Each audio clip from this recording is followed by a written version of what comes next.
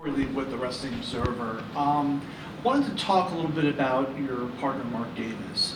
Obviously he got injured and now you are embarking on a singles career. Talk a little bit about how your kind of mindset changed from being in a tag team to now being a singles wrestler. And obviously hopefully Mark is getting healthy and will be back soon. Do you want to go back to the tag team? Because obviously now that you're the Ring of Honor Television Champion, you're getting big singles matches. Do you want to continue with Mark Davis as a tag team? Yeah, to answer that question, absolutely. As soon as Mark Davis is ready, Aussie Open will kickstart back up. There's no doubt about that. I think when it comes to adapting between the two, between singles wrestling and tag team wrestling, it might not seem like a massive difference, and sometimes in a lot of ways it's not, but the way I like to think about it is, for me, there's a lot more pressure with singles wrestling because all of the creative ideas, for the most part, are yours, as opposed to a tag team, traveling the roads together, you're constantly bouncing ideas back and forth, and then you bounce an idea off one person and they go, oh, what if we just changed it and did it like this? And it just makes the idea better.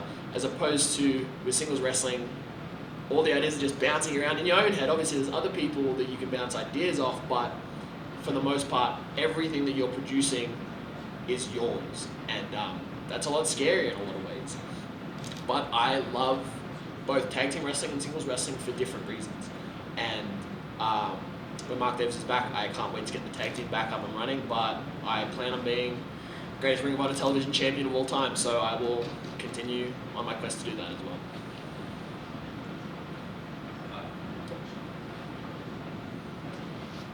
Kyle, Righteous Rage, Cassidy Podcast. You talked a little bit about your visa, not issues, but having to get it renewed. Before that happened, you were newly crowned the Ring of Honor Television Champion, and you were kind of on a trajectory in Ring of Honor. And when you came back out, things kind of changed. What kind of went on with when you were out, and how did it feel to kind of come back to not a different Ring of Honor, but a Ring of Honor with kind of a renewed energy? Yeah, for sure. There's a little bit of like, anytime you kind of take a hiatus from any part of wrestling, there's that question in your head of like, where do I fit back in when I come back? And that was definitely the case. But again, I love Ring of Honor, I love AEW, and regardless of the situation, I'm going to come in and I'm going to do my best to do the best I can to make the product the best I can and make my performances the best they can be. So whatever is thrust into my lap, I'm just going to do the best with that. Over here. Yeah. Hey Kyle, what's up? This is Jeff Berger from iHeart Media and HSP Podcast. So you set the tone opening the match today, and obviously you were talking about the Ring of Honor Television Championship. What does that mean to you right now, carrying that title and being like the flag bearer for that championship right now? Yeah, I said it when I won it. I thought it was a huge deal. I mean, you look at the lineage of this championship, and I think that speaks volumes about what it means. You look at literally the last champion, Samoa Joe, is now the AEW World Champion, the #1 wrestler in the world. So even that's massive shoes to fill. And you look back at even more of the lineage: Will Ospreay, Jeff Cobb, two of my mentors, my best friends. Yeah, it's crazy. One of my favorite wrestlers in the world, El Generico. I hope he's doing well wherever he is. But I said when I won this championship that I wanted to become the greatest Ring of Honor World Television Champion of all time.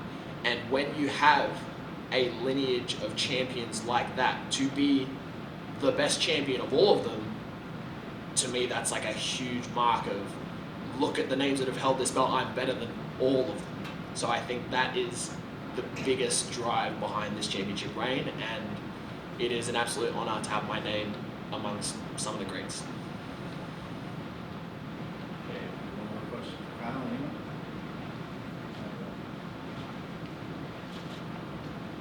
Hi, Xenia from XT. I wanted to ask you about your current presentation. You've been experimenting with face paint, body paint. Is there any special meaning behind that, and how is it helping you express yourself? Yeah, so one of the most beautiful things about professional wrestling to me is being able to follow a wrestler's journey. I don't know how long people have followed my journey, but I started wrestling in front yards in Australia when I was 12 years old. I wrestled in Australia, started training when I was 14, and I've really grown up in professional wrestling. I'm still growing up in professional wrestling. I still don't know exactly who I am as a human being, and I think that sometimes translates to pro wrestling as well. There's a lot of things that I'm trying to figure out still.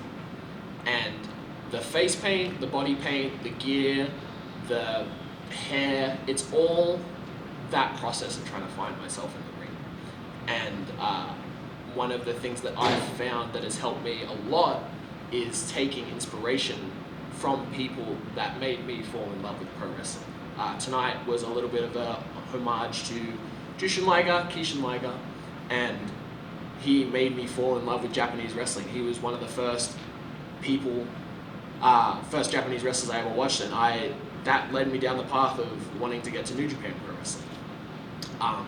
So yeah, just paying tribute to that, and in the same sense, trying to figure out who I am, and taking little bits and pieces from people that I love, and then yeah, getting to pay tribute to people like that tonight. It's really special. Thank you very much, Cal. Thank you. Cool. Congratulations. Thank Chad. you. Appreciate it. Get that up.